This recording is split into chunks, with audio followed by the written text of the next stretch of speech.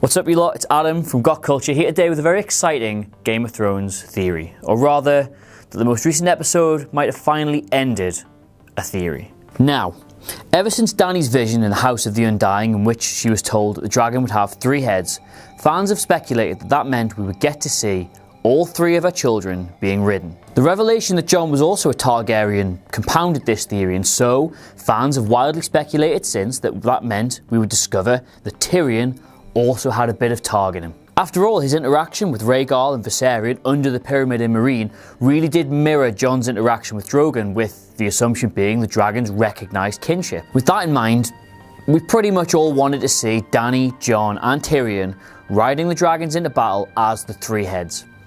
Except now we can't, because we've lost a dragon. With the death of Viserion and Beyond the Wall, the prophecy has now changed dramatically, and it's near impossible that we'll ever see Tyrion ride a dragon at all. It might still be the case that Tyrion is confirmed as a Targaryen. I mean, how the hell else do you explain the fact he didn't get eaten by the dragons?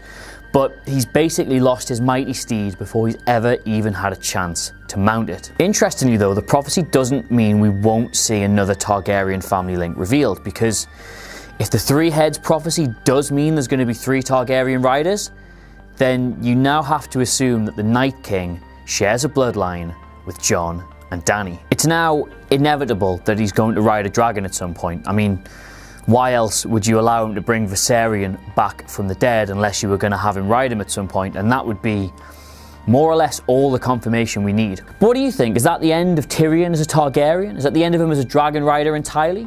What about the Night King? Is he going to be related to Dany or Jon, or is his origin something completely different entirely? Let us know your theories, no matter how outlandish, in the comments below. And as ever, don't forget to like, share and subscribe. We'll be back across the week with more Game of Thrones coverage, and you can follow us at WhatCultureGOT for all the latest updates. Until then, I've been Adam from What Culture, and I will see you soon.